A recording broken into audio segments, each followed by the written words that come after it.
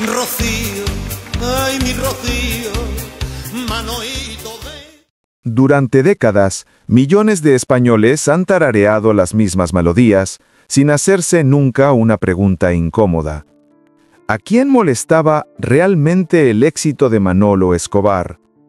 Detrás de las palmas, los pasodobles y las sonrisas de cine, hubo miradas cruzadas en los camerinos, comentarios en voz baja en los platós de televisión y silencios muy fríos en las emisoras de radio. Mientras el país cambiaba, mientras una España vieja se resistía a desaparecer, hubo quienes vieron en él no solo a un ídolo popular, sino a un símbolo incómodo de una época que muchos querían enterrar. Manolo Escobar se convirtió en la banda sonora de un país que salía de la miseria y descubría el turismo, la televisión en color y una cierta alegría oficial. Canciones como El Porompompero, Mi Carro o Y Viva España sonaban en fiestas de pueblo, verbenas y salas de cine, mientras sus películas dibujaban una España optimista y obediente. Según algunos críticos y periodistas de la época, esa imagen tan limpia, tan patriótica y tan feliz no era inocente. Servía a unos intereses muy concretos y dejaba fuera otras realidades mucho más incómodas. Y no todos estaban dispuestos a perdonárselo. Entre bastidores, algunos compañeros de profesión lo consideraban el protegido perfecto de un sistema que les había cerrado puertas a ellos. Otros, más jóvenes, lo veían como el rostro de una España rancia contra la que querían rebelarse. Con el paso de los años, el propio artista confesó que sabía que despertaba amores profundos, pero también un rechazo silencioso que nunca se decía delante de las cámaras. Había artistas que evitaban coincidir con él en ciertos programas, directores que lo utilizaban como ejemplo de lo que ellos nunca querían ser, y periodistas que, fuera de micrófonos, hablaban de él con un desprecio que jamás se atrevieron a afirmar. Detrás del hombre que hacía cantar a todo un país, hubo personas que lo admiraron, sí, pero también otras que lo odiaron en silencio y que lo convirtieron en el blanco perfecto de sus rencores. Pero lo que revelarán a continuación sorprenderá incluso a sus fans más fieles. Antes de convertirse en una figura intocable de la música popular, Manolo Escobar tuvo que abrirse paso en un ambiente donde las jerarquías estaban marcadas y donde los triunfos ajenos no siempre generaban alegría. A principios de los años 60, cuando su nombre empezaba a sonar en radios y teatros, algunos artistas veteranos lo miraban con desconfianza. Consideraban que un cantante tan joven no podía ocupar espacios que ellos habían tardado décadas en conquistar. Según cronistas de aquella época, hubo galas en las que ciertos intérpretes se negaron a compartir cartel con él porque temían que su estilo fresco eclipsara sus actuaciones. La popularidad de Manolo crecía demasiado rápido y eso removía antiguas inseguridades. Con la llegada de sus primeras películas, la situación se tensó aún más. Para muchos actores de renombre, resultaba incómodo que un cantante, sin formación dramática, lograra llenar cines y acaparar la atención del público. En reuniones privadas, algunos directores comentaban que su figura representaba un tipo de artista que ellos no querían promover, pero el éxito comercial era tan grande que las productoras no estaban dispuestas a renunciar a él. Mientras unos celebraban su ascenso, otros lo vivían como un agravio profesional y lo acusaban de beneficiarse de un sistema que no trataba a todos con la misma justicia. Con el paso del tiempo, su imagen quedó asociada a una etapa concreta de la historia de España. Ese detalle aumentó las distancias con una nueva generación de cantantes y presentadores televisivos que buscaban romper con todo lo que consideraban antiguo. En varios programas, algunas figuras emergentes evitaban mencionarlo para no quedar vinculadas a un modelo artístico que querían superar. Aunque Manolo siempre mantuvo una actitud cordial, sabía que detrás de las cámaras había conversaciones que no le favorecían. Más de un periodista lo trataba con ironía, insinuando que su éxito era cosa del pasado y que su presencia incomodaba a quienes querían marcar una tendencia moderna. Todo este clima de tensiones silenciosas provocó que, aún sin buscarlo, Manolo Escobar generara una lista de rivales inesperados. Eran personas que no soportaban su influencia, su popularidad o su simbolismo cultural.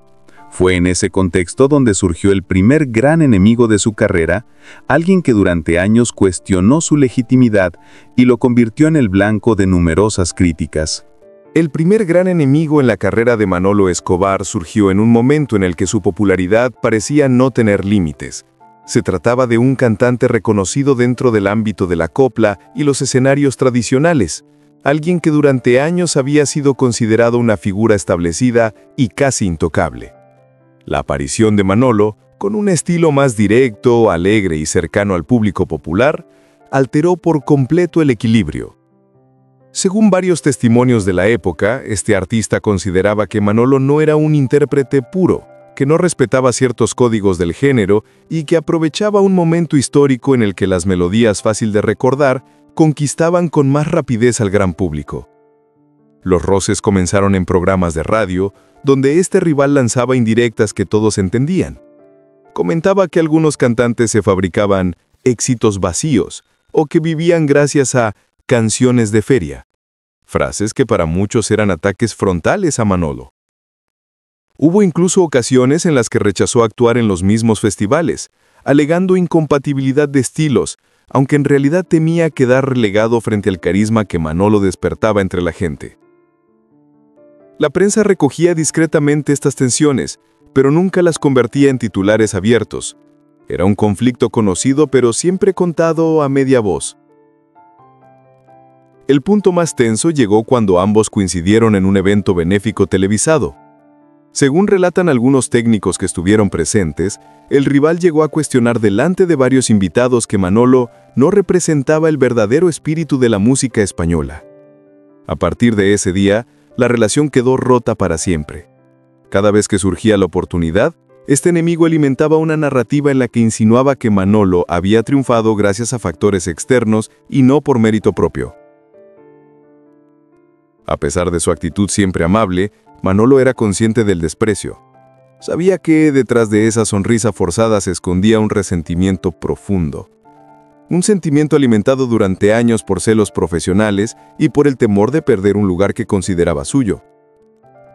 Pero lo que nadie imaginaba era que este no sería su único rival. Todavía quedaba una figura aún más influyente y peligrosa, que con el tiempo marcaría un antes y un después en su carrera. El segundo enemigo en la trayectoria de Manolo Escobar no fue un cantante ni un actor. Fue una figura mediática con un poder mucho mayor. Un conocido presentador y crítico televisivo cuya opinión influía de forma directa en la imagen pública de cualquier artista. Desde finales de los años 70, este personaje había construido una reputación como voz autorizada de la modernidad cultural. Para él, todo lo que sonara a tradición, pasodoble o copla, representaba un pasado que deseaba desterrar. Y en ese esquema, Manolo Escobar ocupaba exactamente el lugar que este crítico detestaba. Las tensiones comenzaron cuando, en uno de sus programas más vistos, el presentador se refirió a ciertos artistas como símbolos de un país que ya no existía, insinuando que algunos cantantes vivían del folclore acomodado y que su éxito se basaba en la nostalgia y no en el talento. Aunque nunca mencionó su nombre de forma directa, todo el mundo entendió la referencia. Desde entonces, cada aparición de Manolo en televisión era analizada con un tono burlón, como si su música fuera una reliquia incómoda que debía quedar relegada a la historia. Este enfoque editorial perjudicó notablemente su presencia en ciertos espacios mediáticos. Con el tiempo, la actitud del crítico se volvió aún más dura. En entrevistas y columnas, sugería que artistas populares como Manolo se habían beneficiado de un clima social que ellos no habían creado, y que su imagen seguía activa gracias a un público mayor que se resistía al cambio. En algunos debates culturales llegó a insinuar que ciertos éxitos eran herencias no merecidas, una frase que muchos interpretaron como un ataque directo. Para los seguidores de Manolo, estos comentarios no solo eran injustos, sino profundamente ofensivos. A pesar de todo, Manolo mantuvo siempre un perfil respetuoso. No respondía a las provocaciones ni entraba en polémicas públicas. Sin embargo, en su entorno cercano, era evidente que estas críticas persistentes le dolían. No se trataba de un simple rival profesional, sino de una figura con altavoz nacional que moldeaba opiniones y que durante años se esforzó en minimizar su legado. Ese enfrentamiento, silencioso pero constante, marcaría uno de los periodos más tensos de su carrera y abriría la puerta a consecuencias que se harían visibles con el paso del tiempo. Las consecuencias de estas rivalidades no tardaron en sentirse en la vida y la carrera de Manolo Escobar. Aunque seguía llenando teatros y sus canciones seguían formando parte de la memoria colectiva, el clima mediático empezó a cambiar. Algunos programas de televisión comenzaron a reducir sus invitaciones, temiendo quedar asociados a una imagen que ciertos sectores consideraban antigua. Productores jóvenes preferían apostar por artistas emergentes, influenciados en parte por las opiniones del crítico que llevaba años cuestionando el valor cultural de Manolo. Esta tendencia afectó su presencia en espacios que antes eran habituales para él. En la prensa escrita, varios artículos comenzaron a presentarlo como un recuerdo del pasado. Aún sin mala intención directa, estas narrativas construyeron la sensación de que su época ya había terminado. Para un artista que había estado en la cima durante décadas, esta transformación del discurso público resultó dolorosa. Personas de su entorno confiaron que Manolo, pese a su carácter alegre, vivió esta etapa con cierta tristeza, consciente de que parte del rechazo provenía de prejuicios y antagonismos que él nunca provocó. Sabía que su música seguía viva entre millones de españoles, pero también entendía que algunos sectores querían apartarlo para imponer un nuevo canon cultural. En lo personal, estas tensiones lo volvieron más selectivo con sus apariciones públicas. Evitaba entrevistas donde intuía que las preguntas podían estar cargadas de ironía y prefería concentrarse en conciertos y giras, donde el contacto directo con el público seguía siendo su terreno más seguro. Sin embargo, los comentarios del presentador y las actitudes de ciertos colegas habían sembrado una herida que se mantuvo abierta durante mucho tiempo. Fue una etapa en la que Manolo comprendió que la fama no solo trae aplausos, sino también rencores silenciosos que pueden perseguir a un artista incluso en sus años más exitosos. Pero a pesar de todo, su historia no termina en la amargura. Aún con enemigos declarados y críticas persistentes, hubo un último capítulo que reveló el verdadero impacto de su legado, algo que ni sus detractores pudieron evitar. Con el paso del tiempo, los ataques, las etiquetas y las miradas de desprecio fueron perdiendo fuerza frente a una realidad imposible de negar. El público nunca abandonó a Manolo Escobar. Mientras algunos críticos intentaban reducirlo a un símbolo del pasado, sus canciones seguían sonando en fiestas populares, en radios locales, en programas de nostalgia y en los hogares de millones de personas. A diferencia de muchos de sus rivales, su obra sobrevivió sin necesidad de modas ni estrategias mediáticas. Su legado continuó creciendo de manera natural, sostenido por un cariño auténtico que ninguna polémica pudo borrar. En los últimos años, antes de su despedida definitiva, Manolo vivió una especie de reivindicación silenciosa. Muchos artistas jóvenes empezaron a reconocerlo como una referencia imprescindible. Y varias generaciones que no vivieron su época dorada descubrieron su música con sorpresa y admiración.